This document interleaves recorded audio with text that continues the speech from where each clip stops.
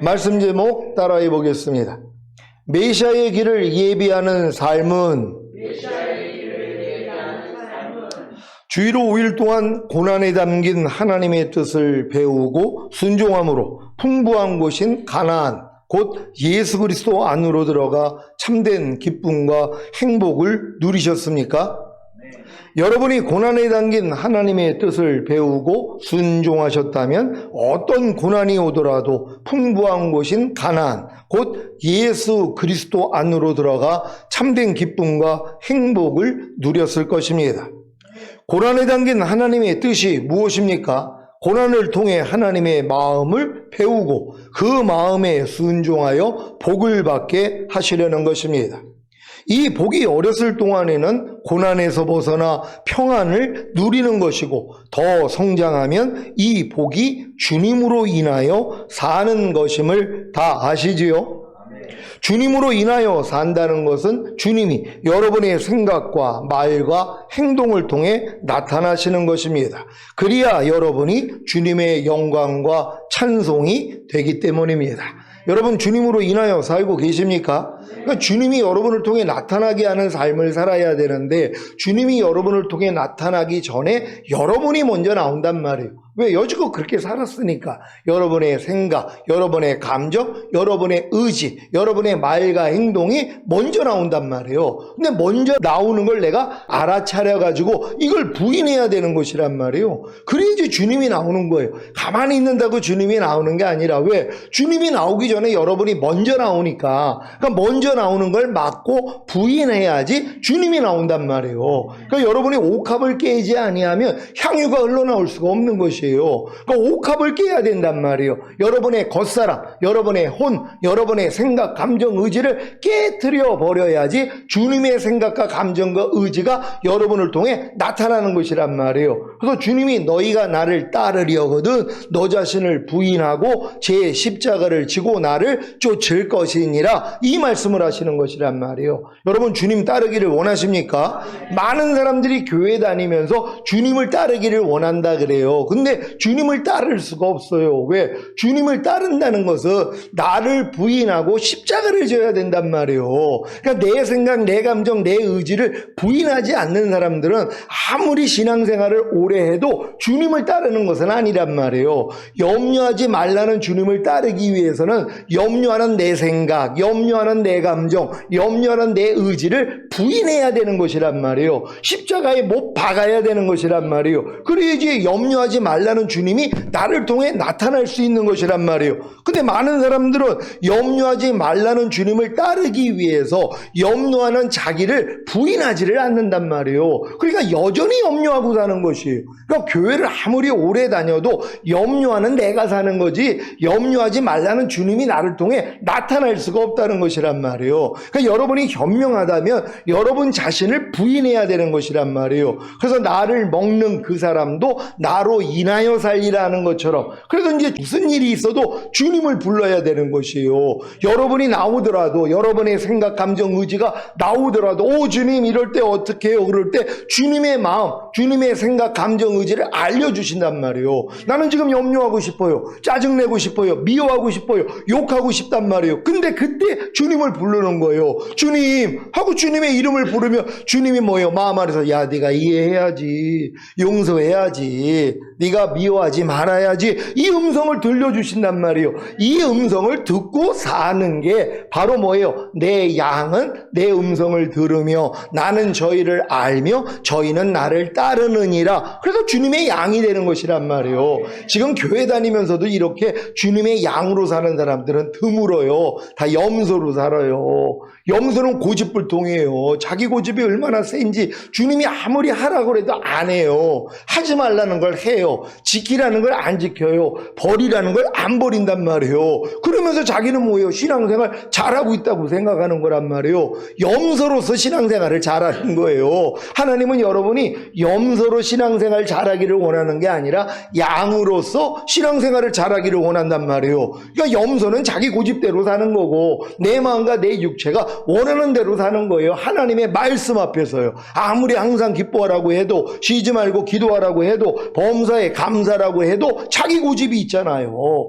여전히 이 말씀에 순종하지 않는단 말이에요. 그러니까 이런 분은 주님을 따르는 사람은 아니란 말이에요. 교회는 다니지만 주님은 따르지 않는 것이란 말이에요. 왜요? 아직 주님이 나의 주인이 되지 않았기 때문이란 말이에요. 주님이 아직 나의 왕이 되지 않았기 때문이란 말이에요. 그러니까 이 마지막 때 뭐라고 그래요? 나의 왕됨을 거절하는 자들을 죽이라는 것이란 말이에요. 그러니까 휴거되지 못하고 이 땅에서 순교당할 사람들은 왜 이 땅에 남겨지냐 하면 주님의 왕됨을 내가 원하지를 않아요. 하나님의 말씀 하나가 나를 통치하는 거, 나를 지배하는 걸 원하지 않는단 말이에요. 내가 왕이에요. 그러니까 내가 염려하고 싶을 때 염려하고, 미워하고 싶으면 미워하고, 불평하고 싶으면 불평하고, 짜증내고 싶으면 짜증내고, 화내고 싶으면 화내는 이런 삶을 마음껏 살고 있단 말이에요. 이런 사람들은 뭐예요? 주님의 왕됨을 거절하는 거예요. 그러니까 이런 사람은 남겨져가지고 결국은 순교를 해야지 구원받을 수 있다는 걸 믿는 여러분 되시기를 바랍니다. 이런 걸 알기 때문에 여러분 자신을 매일 부인하고 사는 거 아니에요. 그래서 여러분들은 지금 주님으로 인하여 사는, 그래서 하나님이 고난을 허락하시는 것이란 말이에요. 고난을 통하여서 내가 이 고난 당하는 것이 또 내가 나왔더니 고난을 당하네. 또 내 생각, 내 감정, 내 의지로 살았더니 나에게 고난이 왔구나. 그럼 고난을 통하여 빨리 주님의 마음을 배우셔야 된단 말이에요. 그래서 하나님의 마음을 배워서 배운 말씀에 순종함으로 복받는 여러분 되시기를 바랍니다. 여러분은 지금 고난을 통해 어떤 하나님의 마음을 배우고 계십니까? 아니, 지금 여러분에게는 무엇이 고난입니까? 아직도 삶 속에서 어렵고 힘들고 짜증나는 일이 생기는 것이 고난입니까? 그렇다면 아직 신앙이 어린 것입니다. 여러분의 신앙이 장성했다면 이런 고난이 아니라 주님으로 인하여 살지 못하는 것이, 주님이 여러분의 생각과 말과 행동을 통해 나타나시지 않는 것이 고난이 되어야 합니다. 그러니까 여러분도 어렸을 동안에는 삶 가운데 어려운 일, 진짜 내가 지금 당하지 않아야 되는 일들, 억울한 일, 애매한 일을 내가 당하는 것을 고난이라고 생각한단 말이에요. 그러니까 재수 없는 일들이 고난이라고 생각을 한단 말이에요. 근데 장성한 자들은 안 해요. 내가 그리스도로 살지 못하는 거, 주님으로 인하여 살지 못하는 거, 주님이 나를 통해서 나타나지 않는 게 고난이 돼야 되는 것이란 말이에요. 그래서 이 고난을 통하여 주님을 찾는 거 아니에요. 근데 어린 성도들이 무슨 주님으로 살지 못하는 게 고난이냔 말이에요. 아니, 항상 기뻐하지 못하는 게 무슨 고난이에요. 범사에 감사하지 못하는 거, 쉬지 말고 기도하지 못하는 거, 마음으로 오는 죄를 이기지 못하는 거, 몸으로 오는 죄를 이기지 못하는 게 무슨 고난이냔 말이에요. 그러니까 어린 성도들은 이게 고난이 아니란 말이에요. 오른편 맞으면 왼편을 돌리지 못하는 것이 고난이 돼 있는 사람들이 얼마나 있냔 말이에요. 이건 장성한 자들이죠. 내가 하나님의 말씀을 알면서도 순종하지 못하는 것 때문에 고난이라고 여기는 사람들은요, 장성한 자들이란 말이에요. 그러니까 여러분들은 지금은 내주합이 된 하나님의 모든 말씀으로 살지 못하는 것이 고난이 되어야 된단 말이에요. 그래서 이 고난을 통하여 하나님의 마음을 배우고 결국은 그 마음대로 사는 자가 되는 것이란 말이에요. 이런 여러분 되시기를 바랍니다. 여기에 더해 매일 5대 제사를 드리지 못하는 것이, 자기 마음을 지키지 못하고 죄와 사탄을 다스리지 못하여 내주합이 된 하나님의 모든 말씀에 순종하지 못하는 것이, 살아도 주를 위해 살지 못하고 죽어도 주를 위해 죽지 못하는 것이, 예수 죽인 것을 항상 자기 몸에 짊어지지 못하므로 예수의 생명이 보고 듣고 말하고 행동하는 몸을 통해 나타나지 않는 것이 고난이 되어야 합니다. 그래야 고난 중에 기도할 것 아닙니까? 기도해야 고난에 담긴 하나님의 뜻을 배우고 순종함으로 풍부한 곳인 가나안, 곧 예수 그리스도 안으로 들어가 참된 기쁨과 행복을 누리지 않겠습니까? 삶 속에서 어렵고 힘들고 짜증나는 일이 생기는 고난을 통해 하나님의 뜻을 배우고 순종함으로 풍부한 곳인 가나안, 곧 예수 그리스도 안으로 들어가 참된 기쁨과 행복을 누리시기를 바랍니다. 여기서 더 나아가 주님으로 인하여 살지 못하는, 내주합일된 하나님의 모든 말씀으로 살지 못하는 고난을 통해 하나님의 뜻을 배우고 순종함으로 풍부한 곳인 가나안, 가나안 곧 예수 그리스도 안으로 들어가 참된 기쁨과 행복을 누리시기를 바랍니다. 그래야 이 복을 받을 수 있습니다. 베드로전서 1장 7절을 세 번역으로 읽겠습니다. 다 같이 읽습니다. 시작. 하나님께서는 여러분의 믿음을 단련하셔서 불로 단련하지만 결국 없어지고 마는 금보다 더 귀한 것이 되게 하시며 예수 그리스도께서 나타나실 때에 여러분에게 칭찬과 영광과 존귀를 얻게 해주십니다. 아멘. 여러분은 예수 그리스도께서 공중으로 강림하실 때 여러분에게 칭찬과 영광과 존귀를 얻게 해 주시기를 바랍니까? 그렇다면 불로 단련해도 없어지는 금을 단련하는 것보다 훨씬 더 귀한 믿음의 단련을 받으시기 바랍니다. 여러분은 믿음의 단련을 받고 계십니까?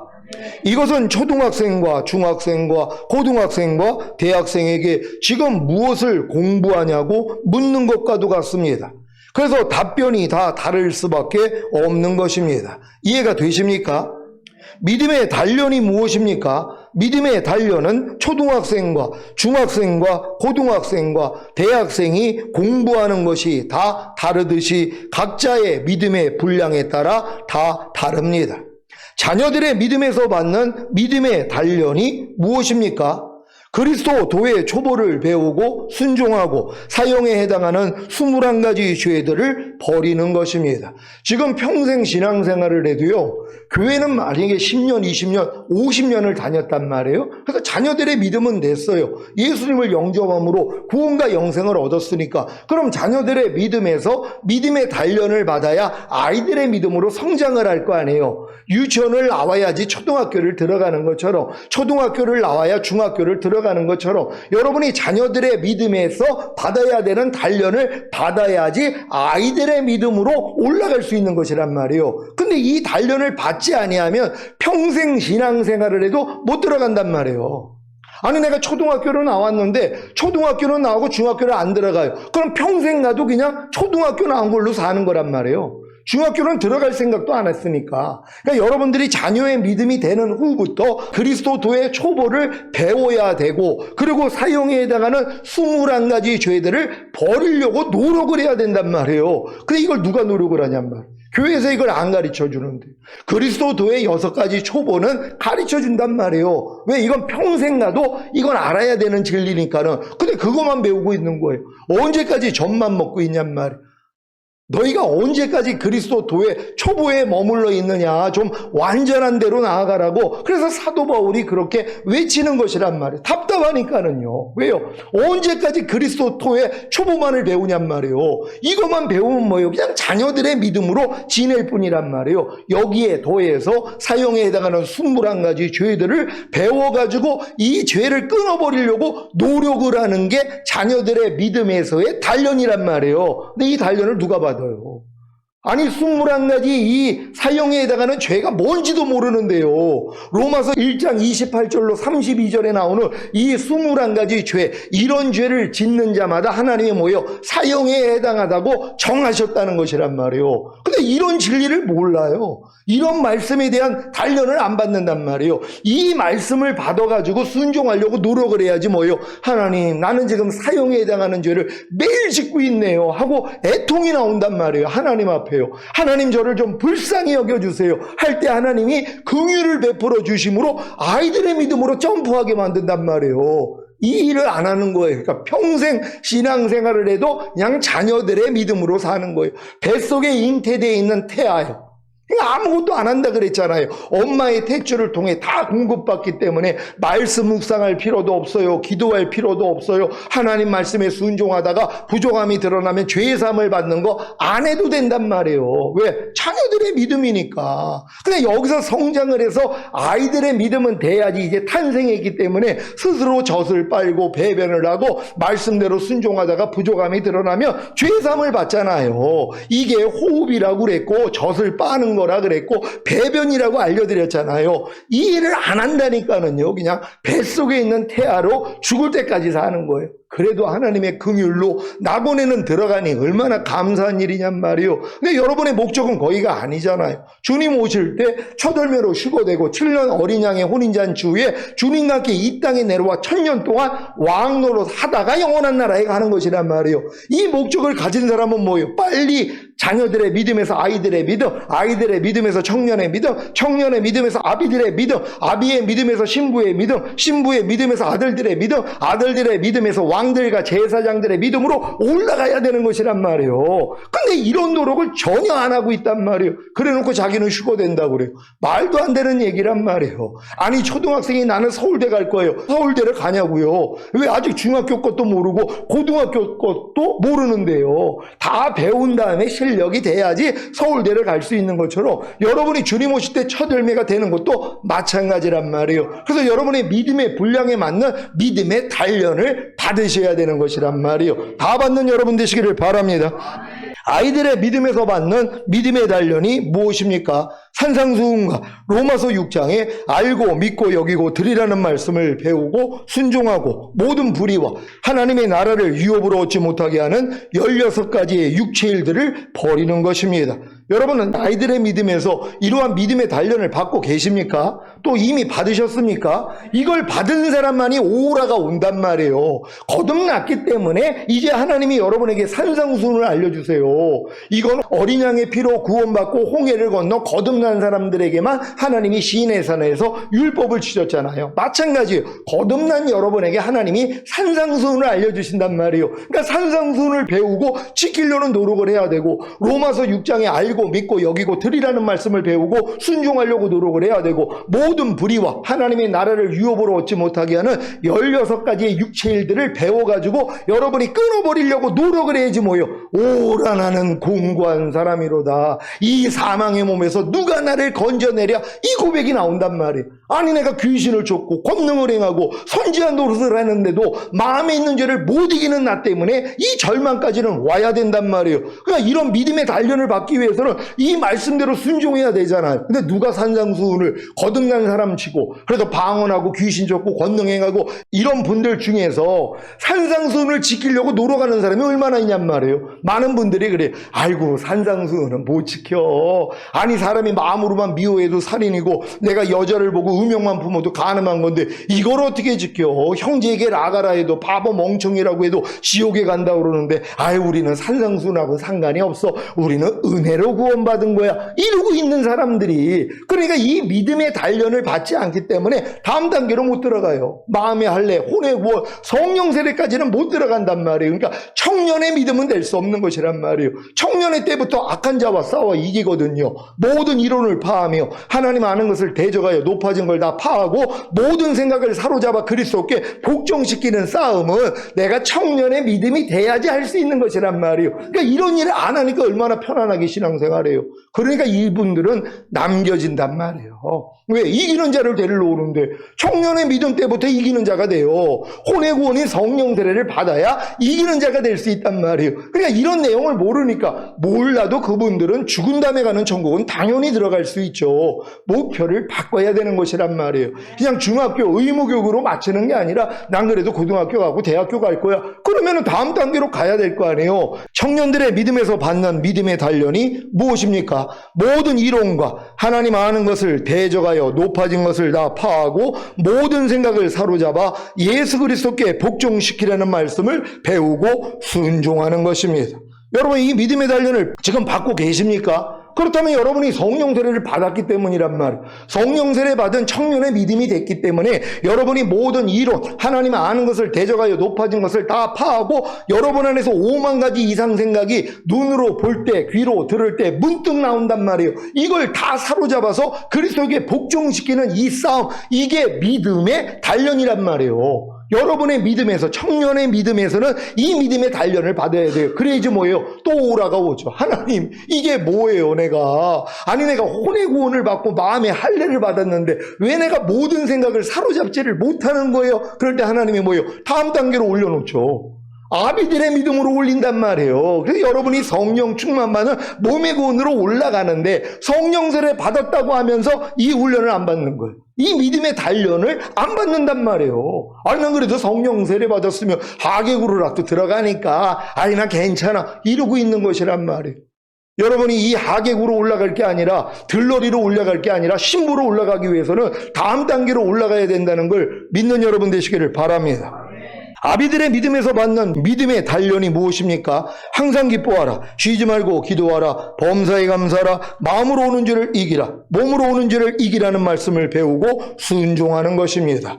여러분들이 이 믿음의 단련을 받고 계십니까? 그렇다면 아비들의 믿음이 됐기 때문이란 말이에요. 아비들의 믿음이 되지 않으면 이 말씀을 들으면 사람이 어떻게 항상 기뻐하고 쉬지 말고 기도하고 범사에 감사하고 마음으로 오는 죄를 이기고 몸으로 오는 죄를 어떻게 이겨? 아예 할 생각도 안 한단 말이에요. 배울 생각을 안 한단 말이에요. 근데 여러분들이 그 믿음이 됐기 때문에 아비의 믿음이 됐더라면 당연히 이 말씀으로 믿음의 단련을 받으셔야 된단 말이에요. 이 단련이 끝나야지 다음 단계로 간다는 걸 믿으시기를 바랍니다.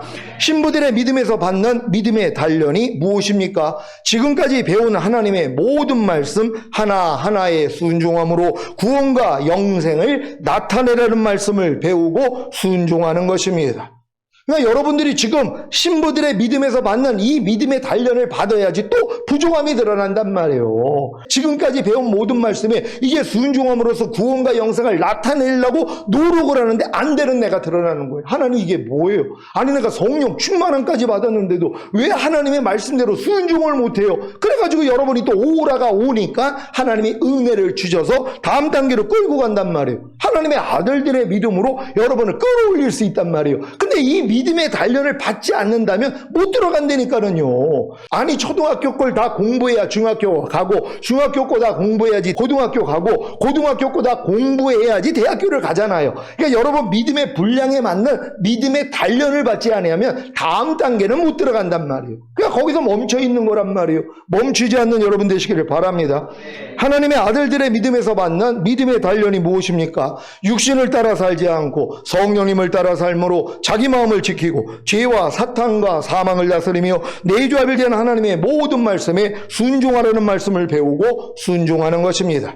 왕들과 제사장들의 믿음에서 받는 믿음의 단련이 무엇입니까? 매일 5대 제사를 드리고 살아도 주를 위해 살고 죽어도 주를 위해 죽고 항상 예수 죽인 것을 자기 몸에 짊어짐으로 예수의 생명이 자기 몸을 통해 나타나게 하라는 말씀을 배우고 순종하는 것입니다. 여러분이 청년들의 믿음 이상에서 받는 믿음의 단련을 받고 계시다면 예수 그리스도께서 공중으로 강림하실 때 여러분에게 칭찬과 영광과 존귀를 얻게 해주실 것입니다. 그런데 문제는 아무리 오랫동안 신앙생활을 해도 청년들의 믿음에서 받는 믿음의 단련조차도 받지 않는다는 것입니다. 왜 그렇습니까? 자녀들의 믿음에서 받는 믿음의 단련과 아이들의 믿음에서 받는 믿음의 단련을 받지 않기 때문입니다. 그러니 어떻게 청년들의 믿음에서 받는 믿음의 단련을 받을 수 있겠습니까? 아니 유치원과 초등학교에 들어가 공부를 하지 않았는데 어떻게 중학교를 들어가겠습니까? 여러분은 자녀들의 믿음에서 그리스도의 도의 초보를 배우고 순종하고 사형에 해당하는 21가지 죄들을 버리는 믿음의 단련을 받았습니까? 그렇다면 겸손해졌기에 주님의 은혜로 거듭나는 영의 구원을 얻은 아이들의 믿음이 되셨을 것입니다. 문제는 아직도 자녀들의 믿음에서 그리스도 도의 초보를 배우고 순종하는 일을 하지 않고 사형에 해당하는 21가지 죄들을 버리는 믿음의 단련을 받지 않기에 거듭나는 영의 구원을 얻은 아이들의 믿음이 되지 못한다는 것입니다. 여러분은 거듭나는 영의 구원을 얻은 아이들의 믿음에서 산상수훈과 로마서 6장에 알고 믿고 여기고 드리라는 말씀을 배우고 순종하고 모든 불의와 하나님의 나라를 유업으로 얻지 못하게 하는 16가지의 육체일들을 버리는 믿음의 단련을 받았습니까? 그렇다면 겸손해졌기에 주님의 은혜로 성령 세례받는 혼의 구원을 얻은 청년들의 믿음이 되셨을 것입니다.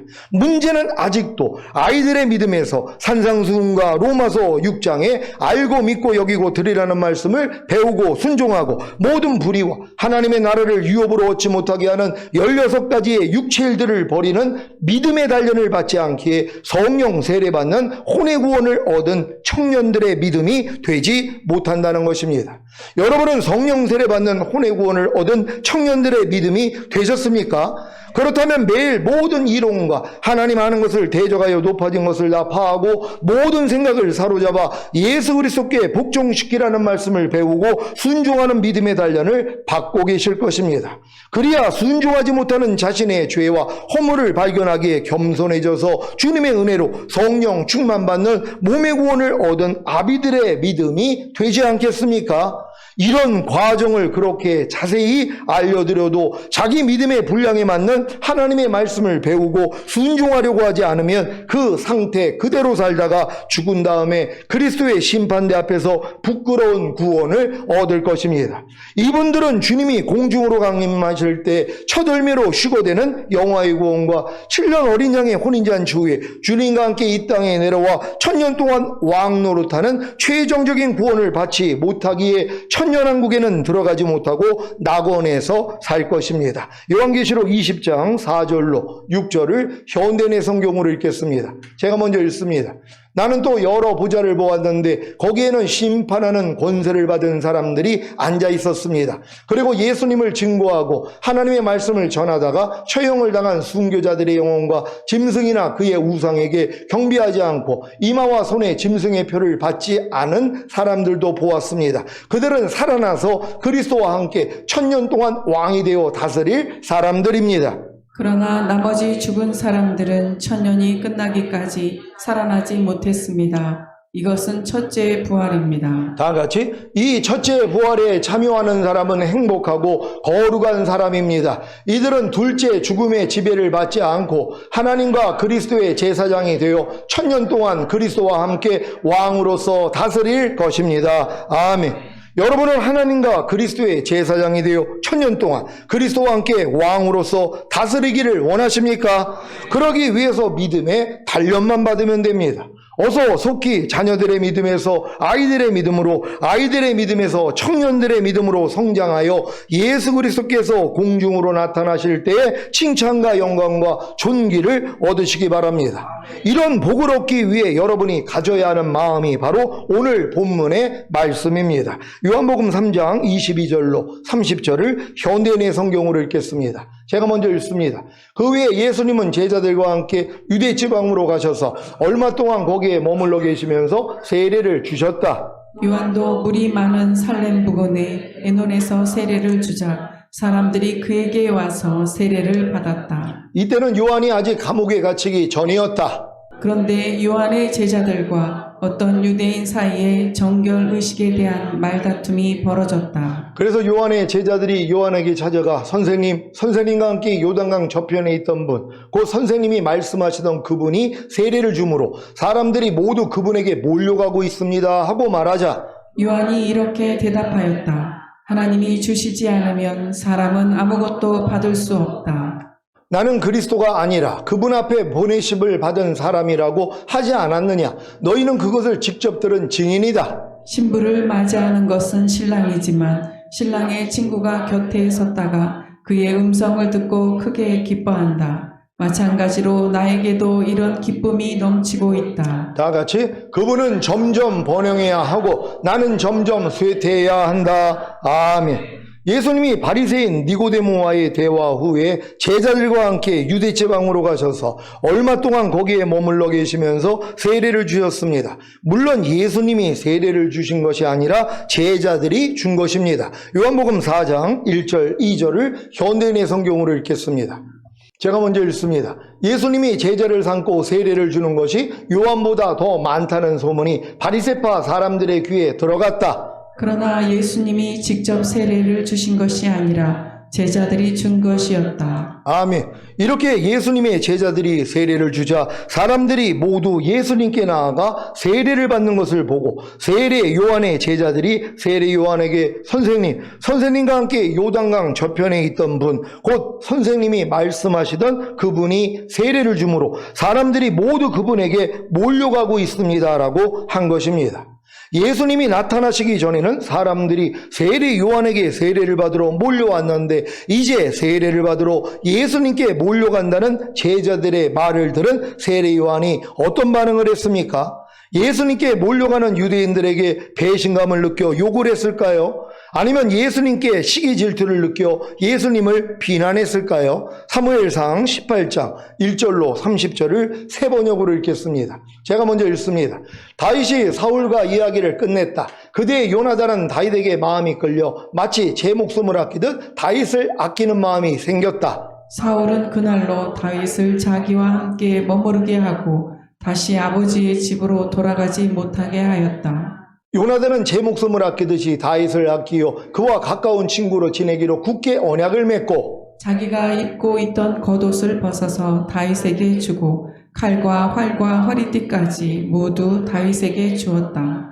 다윗은 사울이 어떤 임무를 주어서 보내든지 맡은 일을 잘 해냈다. 그래서 사울은 다윗을 장군으로 임명하였다. 온 백성은 물론 사울의 신하들까지도 그 일을 마땅하게 여겼다. 다윗이 블레셋 사람을 쳐 죽이고 군인들과 함께 돌아올 때에 이스라엘의 모든 성읍에서 여인들이 소고와 꽹과리를 들고 나와서 노래하고 춤추고 환호성을 지르면서 사울 왕을 환영하였다. 이때 여인들이 춤을 추면서 노래를 불렀다. 사울은 수천 명을 죽이고 다윗은 수만 명을 죽였다. 이 말에 사울은 몹시 언짢았다. 생각할수록 화가 치밀어 올랐다. 사람들이 다윗에게는 수만 명을 돌리고 나에게는 수천 명만을 돌렸으니 이제 그에게 더 돌아갈 것은 이 왕의 자리밖에 없겠군 하고 투덜거렸다. 그날부터 사울은 다윗을 시기하고 의심하기 시작하였다. 바로 그 다음 날 하나님이 보내신 악한 영이 사울에게 내리덮치자 사울은 궁궐에서 미친 듯이 헛소리를 질렀다. 다윗은 여느 날과 같이 수금을 탔다. 그때에 사울은 창을 가지고 있었는데 그가 갑자기 다윗을 벽에 박아 버리겠다고 하면서 다윗에게 창을 던졌다. 다윗은 사울 앞에서 두 번이나 몸을 피하였다. 주님께서 자기를 떠나 다윗과 함께 계시는 것을 안 사울은 다윗이 두려워졌다. 그리하여 사울은 다윗을 천부장으로 임명하여 자기 곁에서 떠나게 하였다. 다윗은 부대를 이끌고 출전하였다. 주님께서 그와 함께 계셨기 때문에 어디를 가든지 그는 항상 이겼다. 다윗이 이렇게 큰 승리를 거두니 사울은 그것을 보고 다윗을 매우 두려워하였다. 그러나 온 이스라엘과 유다는 다윗이 늘 앞장서서 싸움터에 나가는 것을 보고 모두 그를 좋아하였다.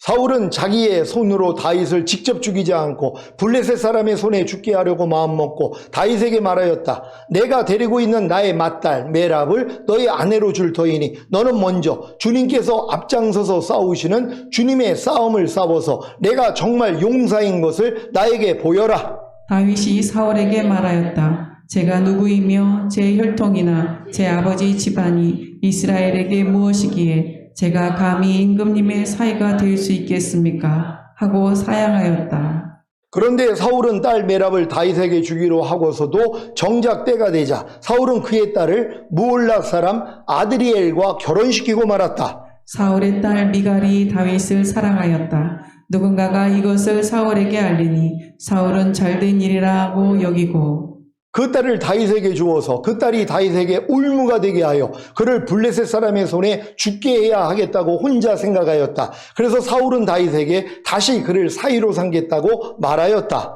사울이 신하들에게 지시하였다. 당신들은 다윗에게 내가 다윗을 좋아한다고 말하시오. 그리고 당신들도 모두 다윗을 좋아한다고 말하시오. 이처럼 우리 모두가 다윗을 좋아하니 임금의 사위가 되라고 슬쩍 말하시오. 사울의 신하들이 부탁받은 대로 그런 말을 다윗의 귀에 들어가게 하니 다윗은 나는 가난하고 천한 사람인데 어떻게 내가 임금님의 사위가 될 수 있겠습니까? 그것이 그렇게 쉬운 일로 보입니까? 하고 말하였다. 사울의 신하들은 다윗이 한 말을 사울에게 전하였다. 이 말을 들은 사울은 당신들은 다윗에게 내가 결혼 선물로 아무것도 바라지 않으며 다만 나의 원수 블레셋 남자의 포피 100개를 가져와서 나의 원수를 갚아주는 것만을 바라더라고 하시오 하고 시켰다. 사울은 이렇게 하여 다윗을 블레셋 사람의 손에 죽게 할 셈이었다. 사울의 신하들이 이 말을 그대로 다윗에게 전하였다. 다윗은 왕의 사위가 되는 것도 좋겠다고 생각하였다. 그래서 결혼 날짜를 잡기도 전에 왕의 사위가 되려고 자기 부하들을 거느리고 출전하여 블레셋 남자 200명을 쳐 죽이고 그들의 포피를 가져다가 요구한 수대로 왕에게 바쳤다. 사울은 자기의 딸 미가를 그에게 아내로 주었다. 사울은 주님께서 다윗과 함께 계시다는 것을 알았고 자기 딸 미갈마저도 다윗을 사랑하는 것을 보고서 다윗을 더욱더 두려워하게 되어 마침내 다윗과 평생 원수가 되었다. 그 무렵에 블레셋 지휘관들이 군대를 이끌고 침입해 와서 싸움을 걸곤 하였는데 그때마다 다윗이 사울의 장군들보다 더 큰 전과를 올렸기 때문에 다윗은 아주 큰 명성을 얻었다. 아멘. 블레셋 전쟁에서 골리앗을 쳐 죽이고 군인들과 함께 돌아오는 다윗과 사울왕에 대해 군중들이 사울은 수천 명을 죽이고 다윗은 수만 명을 죽였다고 외치자 사울왕이 어떤 반응을 했습니까? 이 말에 사울은 몹시 언짢았고 생각할수록 화가 치밀어 올라 사람들이 다윗에게는 수만 명을 돌리고 나에게는 수천 명만을 돌렸으니 이제 그에게 돌아갈 것은 이 왕의 자리밖에 없겠군 하고 투덜거렸습니다. 그날부터 사울은 다윗을 시기하고 의심하기 시작한 것입니다. 그래서 바로 그 다음날 하나님이 보내신 악한 영이 사울에게 내리덮치자 사울은 궁궐에서 미친 듯이 헛소리를 질렀습니다. 다윗은 여느 날과 같이 수금을 탔는데 그때 사울이 갑자기 다윗을 벽에 박아버리겠다고 하면서 다윗에게 창을 던졌고 다윗은 사울 앞에서 2번이나 몸을 피했습니다. 주님께서 자기를 떠나 다윗과 함께 계시다는 것을 안 사울은 다윗이 두려워졌기에 다윗을 천부장으로 임명하여 자기 곁에서 떠나게 한 것입니다. 이것이 바로 시기와 질투에 사로잡힌 사람의 모습입니다. 세례 요한도 자신에게 깃들였던 사람들의 마음이 예수님께로 옮겨질 때 이런 시험이 있지 않았을까요? 감옥에 갇혀 목배임을 받고 죽기 전에도 시험이 있지 않았습니까? 분명히 예수님이 이스라엘을 로마의 지배에서 해방하시고 다윗에게 언약한 영원한 왕국을 가져다 줄 메시아로 감옥에 갇힌 자기를 당연히 건져줄 줄 알았는데 아무 행동을 취하시지 않자 제자 둘을 보내 예수님께 뭐라고 했습니까? 누가복음 7장 19절 20절입니다. 제가 먼저 읽습니다. 요한이 그 제자 중 둘을 불러 주께 보내어 가로되 오실 그이가 당신이오니이까 우리가 다른 일을 기다리오리이까 하라 하매 저희가 예수께 나와 가로되 세례 요한이 우리를 보내어 당신께 말하기를 오실 그이가 당신이오니이까 우리가 다른 일을 기다리오니이까 하더라 하니. 아멘. 세례 요한은 예수님을 성령으로 세례를 주시는 하나님의 아들로 알고 예수님께 세례를 베풀지 않았습니까? 그럼에도 불구하고 자신의 형편과 처지로 인해 예수님을 의심한 것입니다. 이때 예수님은 세례 요한에게 자신이 정치적인 메시아로 온 것이 아니라 소경을 보게 하며 안진뱅이가 걸으며 문둥이가 깨끗함을 받으며 귀머거리가 들으며 죽은 자가 살아나며 가난한 자에게 복음을 전파하러 오신 사실을 알려주십니다. 누가복음 7장 22절입니다. 다 같이 읽습니다. 시작. 대답하여 가라사대 너희가 가서 보고 들은 것을 요한에게 고하되 소경이 보며 안진뱅이가 걸으며 문둥이가 깨끗함을 받으며 귀머거리가 들으며 죽은 자가 살아나며 가난한 자에게 복음이 전파된다 하라. 아멘. 그리고 하신 말씀이 무엇입니까? 누가복음 7장 23절입니다. 다 같이 읽습니다. 시작. 누구든지 나를 인하여 실족치 아니하는 자는 복이 있도다 하시니라. 아멘. 주님을 믿는 자들이 주님을 인하여 실족하는 까닭이 무엇입니까? 자기 나름대로의 주님에 대한 이론 아닙니까? 주님은 나에게 이런 분이 되어야 한다는 자기 원함이 있지 않습니까? 그래서 실족하는 것입니다. 하지만 이런 일들을 통해 자기 나름대로의 주님에 대한 이론과 자기 원함을 버린다면 주님을 인하여 실족하지 않기에 도리어 복을 받는 것입니다. 저는 지금 주님의 말씀 하나하나에 순종하지 않는 것을 주님을 인하여 실족하는 것으로 여깁니다. 그래서 회개하고 돌이켜 순종함으로 주님을 인하여 실족하지 않게 복을 받습니다. 여러분도 이런 복을 다 받으시기를 바랍니다. 여러분이 하나님의 말씀에 순종하는 건 실족하는 게 아니란 말이에요. 근데 순종하지 못하는 건 실족하는 것이란 말. 항상 기뻐하라는데 지금 기뻐하지 못해요. 실족했기 때문이란 말이에요. 나로 인하여 실족한 것이란 말이에요. 주님의 말씀으로 인하여 실족하고 있잖아요. 불평하지 말라는데 지금 불평하고 있어요. 실족하는 것이란 말이에요. 근데 실족하지 않는 자가 복이 있다는 것이에요. 이런 복을 받으시기를 되시기를 바랍니다. 세례 요한이 감옥에 갇혀 목배임을 받기 전에 받은 시험은 누구에게나 올 수 있습니다. 하지만 도리어 세례 요한처럼 주님을 인하여 슬쩍지 않고 목배임을 당함으로 복을 받을 기회가 생기지 않겠습니까? 세례 요한이 어떤 믿음을 가졌기에 주님을 인하여 실족지 않고 목배임을 당함으로 복을 받을 기회가 생긴 것입니까? 바로 이 믿음 때문입니다. 요한복음 3장 30절 현대인의 성경으로 읽겠습니다. 다 같이 읽습니다. 시작. 그분은 점점 번영해야 하고 나는 점점 쇠퇴해야 한다. 아멘. 여러분은 점점 쇠퇴하고 있고 여러분 안에 거하시는 주님은 점점 번영하고 계십니까? 아니면 여러분 안에 거하시는 주님은 점점 쇠퇴하고 계시고 여러분은 점점 번영하고 계십니까? 여러분이 점점 쇠퇴하는 것이 무엇입니까? 여러분의 자아가, 즉 여러분의 생각과 감정과 의지가 점점 사라지는 것입니다. 여러분이 점점 번영하는 것이 무엇입니까? 여러분의 자아가, 즉 여러분의 생각과 감정과 의지가 점점 세지는 것입니다. 여러분 안에 거하시는 주님이 점점 쇠퇴하시는 것이 무엇입니까? 주님의 자아가, 즉 주님의 생각과 감정과 의지가 점점 사라지는 것입니다. 여러분 안에 거하시는 주님이 점점 번영하는 것이 무엇입니까? 주님의 자아가, 즉 주님의 생각과 감정과 의지가 점점 세지는 것입니다. 이해가 되십니까? 많은 신자들의 삶은 그들 안에 거하시는 주님은 점점 쇠퇴하고 계시고 그들은 점점 번영하고 있습니다. 저희 교회에 와서 거듭나고 성령 세례를 받아 주님이 점점 번영하고 자신은 점점 쇠퇴했던 삶을 살던 성도 중에도 어느 때부터 자신이 점점 번영하고 주님은 점점 쇠퇴하는 모습을 봅니다. 그래서 결국에는 실족하게 되는 것입니다. 지금 항상 기뻐하는 주님이 점점 쇠퇴하고 계시고 항상 기뻐하지 않는 여러분은 점점 번영하고 있지 않습니까? 왜 그렇습니까? 항상 기뻐하지 않는 여러분이 점점 쇠퇴하지 않기 때문에 항상 기뻐하는 주님이 점점 번영하지 않기 때문입니다. 이 문제를 어떻게 해결할 수 있습니까? 먼저 항상 기뻐하는 주님이 점점 번영하게 해야 합니다. 그래야 항상 기뻐하지 않는 여러분이 발견되기에 회개하고 돌이켜 항상 기뻐하지 않는 여러분을 점점 쇠퇴하게 할 수 있습니다. 그 결과 항상 기뻐하는 주님이 점점 번영하게 되는 것입니다. 자, 이것을 사도 바울은 이렇게 표현합니다. 고린도후서 4장 16절을 현대인의 성경으로 읽겠습니다. 다 같이 읽습니다. 시작. 그러므로 우리는 낙심하지 않습니다. 비록 우리의 겉사람은 쇠약해 가지만 우리의 속사람은 날마다 새로워지고 있습니다. 아멘. 여러분의 옛자인 겉사람은 점점 쇠약해 가고 있습니까? 여러분의 새 자아인 속사람은 점점 새로워지고 있습니까? 그렇다면 세례 요한의 삶을 살고 계신 것입니다. 그래서 이 복을 받습니다. 고린도후서 4장 17절 18절을 현대인의 성경으로 읽겠습니다. 제가 먼저 읽습니다. 우리가 잠시 받는 가벼운 고난은 그 무엇과도 비교될 수 없는 크고 엄청난 영원한 영광을 우리에게 가져다 줄 것입니다. 그래서 우리는 보이는 것을 바라보지 않고 보이지 않는 것을 바라봅니다. 보이는 것은 잠깐이지만 보이지 않는 것은 영원하기 때문입니다. 아멘. 지금 여러분에게 그 무엇과도 비교될 수 없는 크고 엄청난 영원한 영광을 가져다 줄 잠시 받는 고난이 무엇입니까? 여러분의 겉사람을 쇠약하게 하고 여러분의 속사람은 날마다 새로워지게 하는 것입니다. 이것이 무엇입니까? 주님은 점점 번영하게 하고 여러분은 점점 쇠퇴해야 하는 것입니다.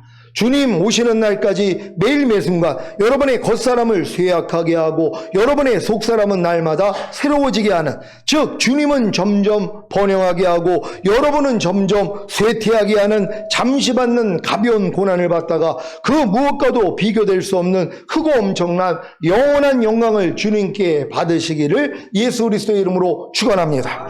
기도하겠습니다. 여러분, 오늘 선포된 말씀을 통하여 이제는 여러분 안에 내주하시는 주님만 번영하게 하면 되는 거예요. 그리고 여러분은 뭐예요? 쇠퇴하게 하면 되는 것이란 말이에요. 근데 우리의 삶이 뭐예요? 나를 번영하게 하고 내 안에 와 계신 주님을 쇠퇴하게 만들 때가 있단 말이에요. 이걸 발견해야 되는 것이에요. 그럼 여러분의 속사람은 날로 새로워지고 여러분의 겉사람은 점점 후패해진단 말이에요. 그래서 여러분이 더욱더 주님과 하나가 되는 삶을 살다가 주의 영광 보기 위해 주여 한번 해주고 기도합니다.